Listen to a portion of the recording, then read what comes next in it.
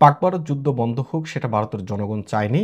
নানান প্রশ্ন জর্জরিত করেছে ভারতের প্রধানমন্ত্রী নরেন্দ্র মোদীকে। তিনি দুদিন চুপ থাকার পর তিনি কিন্তু গতকালকে তিনি কথা বলেছেন, জাতির সামনে ভাষণ দিয়েছেন। যেই ভাষণে তিনি আবারও মিথ্যাচার করেছেন। কেননা তিনি যখন ভাষণটা দিচ্ছিলেন ঠিক আধা ঘন্টা আগে যুক্তরাষ্ট্রের প্রেসিডেন্ট ডোনাল্ড ট্রাম্প তিনিও তার যে রীতিমতো যে প্রেস কনফারেন্স ওভাল অফিস থেকে, তিনি সেই প্রেস কনফারেন্সে ভারত পাকিস্তান যুদ্ধ নিয়ে মন্তব্য করেছেন। নরেন্দ্র মোদী কি বলেছেন সেটা আগে শুনি, তারপরে শুনবো ট্রাম্প, যুক্তরাষ্ট্রের প্রেসিডেন্ট ডোনাল্ড ট্রাম্প কি বলেছেন। पाकिस्तान दुनिया भर में तनाव कम करने के लिए गुहार लगा रहा था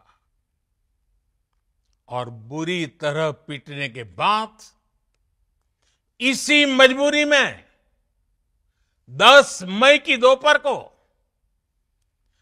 पाकिस्तानी सेना ने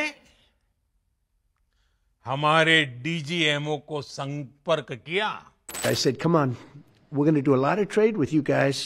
Let's stop it. Let's stop it. If you stop it, we're doing trade. If you don't stop it, we're not going to do any trade. People have never really used trade the way I used it. That I can tell you. And all of a sudden they said, I think we're going to stop. Narendra Modi তার বক্তব্যে তিনি পাকিস্তান বিভিন্ন জায়গায় যুদ্ধ বন্ধের জন্য আকুতি মিনতি করছিল, তিনি সেটা বলছেন।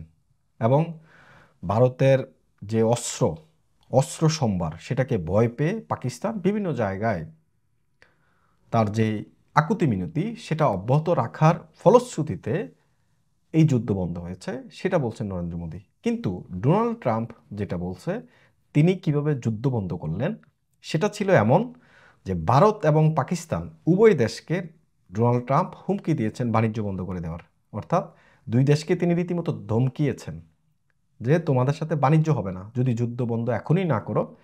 দেন দুইটা দেশই তারা তাদের কমন সেন্স ইউজ করেছে বা তাদের যে বুদ্ধিমত্তা সেটা ব্যবহার করে এই যুদ্ধটা বন্ধ করেছে। ডোনাল্ড ট্রাম্প এটা বলছে। নরেন্দ্র মোদী কি বললেন আর ডোনাল্ড ট্রাম্পই বা কি বললেন?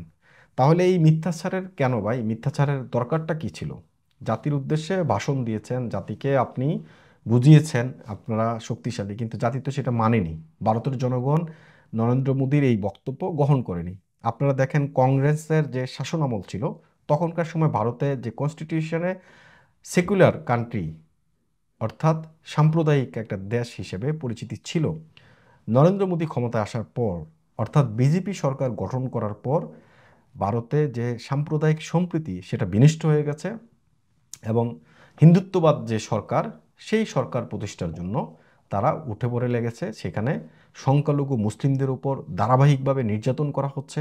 বিভিন্ন স্টেটে বিভিন্ন জায়গায় সংখ্যালঘু মুসলিমদের উপর নির্যাতন করা হয়েছে এবং সংখ্যালঘু মুসলিমদেরকে ভারত ছাড়ার জন্য, ভারত থেকে চলে যাওয়ার জন্য নানা ধরনের হুমকি ধমকি প্রতিনিয়ত দিয়ে আসছে। এই কর্তৃত্ববাদ সরকার প্রতিষ্ঠা করতে গিয়ে প্রতিবারই যখন নির্বাচন আসে ঠিক তখনই এই যে ভারতের প্রধানমন্ত্রী নরেন্দ্র মোদী বা বিজেপি সরকার একটা হত্যাকাণ্ডের একটা নাটক তারা সাজায়। এই পেহেলগাঁয়ের ঘটনাও সেম একই ঘটনার একটা পুনরাবৃত্তি।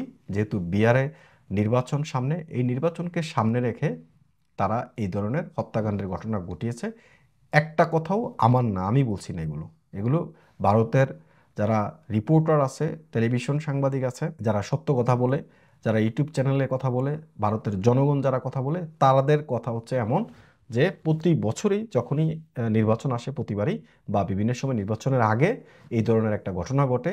সেই ঘটনাকে পুঁজি করে বিজেপি সরকার সাধারণ মানুষের কাছে ভোট চায় এবং নির্বাচনে জেতার জন্য চেষ্টা করে। সবচেয়ে বড় বিষয় হচ্ছে ভারতের প্রধানমন্ত্রী নরেন্দ্র মোদী কালকে তার ভাষণের ঠিক আধা ঘন্টা আগে ডোনাল্ড ট্রাম্প পুরো বিষয়টা খোলাসা করে দিয়েছে কিভাবে এই যুদ্ধটা বন্ধ হয়েছিল। অনেকেরই আগ্রহ ছিল যে যুদ্ধটা বন্ধ হলো কিভাবে। যেমন আগ্রাসী ছিল দুদেশ এবং যে দুই দেশে যে পরমাণু শক্তিধর একটা দেশ, দুই দেশকে নানাভাবে হুমকি ধমকি দিয়ে আসছিল। হঠাৎ করে এই যুদ্ধটা কিভাবে বন্ধ হলো, কে আসলে এখানে ভূমিকা রেখেছে, সেই বিষয়টাই ডোনাল্ড ট্রাম্প তার বক্তব্যে তুলে ধরেছে এবং পরিষ্কার করে দিয়েছে। তারপর আধা ঘন্টা পরে নরেন্দ্র মোদী যখন বক্তব্য দিয়েছে, তিনি তার পুরো বক্তৃতায় তিনি মিথ্যাচার করেছেন এবং জনগণকে যে বিভ্রান্তির ভিতরে রেখেছেন সেটা ভারতের জনগণ এই বিষয়ে কথা বলছে। নরেন্দ্র মোদীর এই বক্তব্য ভারতের জনগণ কোনোভাবেই অ্যাকসেপ্ট করেনি। এমআইবি সংবাদ ও সংবাদ সংশ্লিষ্ট অনুষ্ঠান দেখতে ভিজিট করুন www.mibtelevision.tv ও facebook.com/mibtelevision.tv এবং সাবস্ক্রাইব করুন youtube.com/mibtelevision এ। এমআইবি টেলিভিশন, সত্য খবর, সঠিক খবর।